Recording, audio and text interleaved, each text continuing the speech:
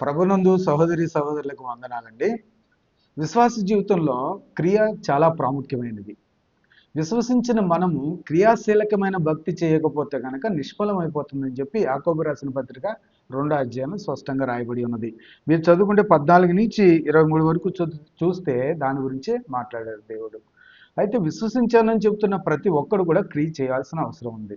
అదిగో అబ్రహాం విశ్వసించాడు, ఆయనే దేవుడని విశ్వసించాడు. ఆయ ఆ విశ్వసించిన దానికి ఏం చేశాడు అబ్రహాము? నీ కుమారుని నాకు ఇవ్వి అంటే క్రియ చేశాడు. అట్లాగే మన విశ్వాస జీవితంలో కూడా క్రియ అనేది కనపడాలి. క్రియ అనేది స్పష్టం అవ్వాలి. అక్కడ మన జీవితంలో క్రియ అక్కడ చాలా ప్రాముఖ్యమైనది. విశ్వాసం ఉంది నాకు, దేవుడు నాకు ఆయనే దేవుడు, ఆయనే రక్షిస్తాడు, ఆయనే నాకు రక్షకుడు అని చెప్తున్న మనము తీరా సమయం వచ్చేటప్పటికి, లేకపోతే సందర్భం వచ్చేటప్పటికి, క్రియ చేయాల్సి వచ్చినప్పటికీ ఏమవుతుందంటే ఫెయిల్ అవుతున్నారు. కనుక క్రియ లేని విశ్వాసము నిష్ఫలము అంటారు. అక్కడ విశ్వాసం ఉండాలి, క్రియ కావాలంటున్నాడు.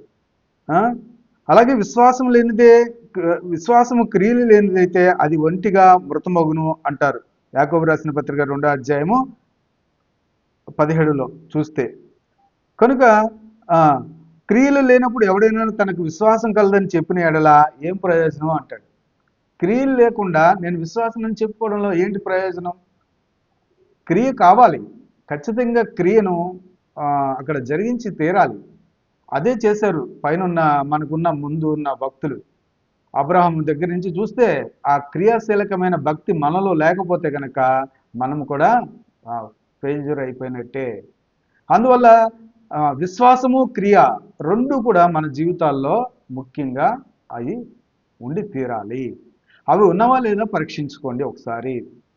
అవి లేకపోతే కనుక దానికోసం ప్రార్థన చేసుకొని మనము సెటిల్ అవుదాం. ఇప్పుడే అనుకూల సమయం, ఇదే అనుకూల సమయం.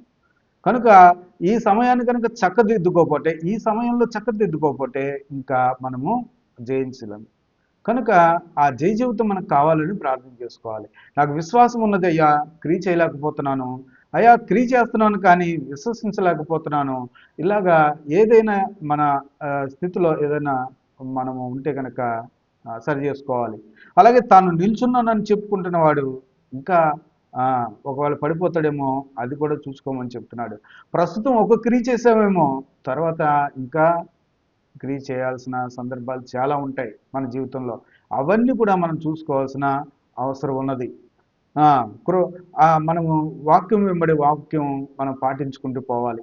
ఈ వాక్యాన్ని అమలు చేసుకున్నాం, తర్వాత ఇంకొక వాక్యాన్ని కూడా అమలు చేయాలి, ఇంకొక ఆజ్ఞను కూడా అమలు చేయాలి. ఒక ఆజ్ఞను అమలు చేసాం ఓకే, కానీ ఇంకొక ఆజ్ఞను కూడా అమలు చేయాల్సిన అవసరం ఉంది. కనుక అవన్నీ చూసుకుంటేనే విశ్వాస జీవితానికి పరిపక్వత చెందినట్టు లెక్క. దేవుడి మాటలు దీవించును గాక. ఆమేన్.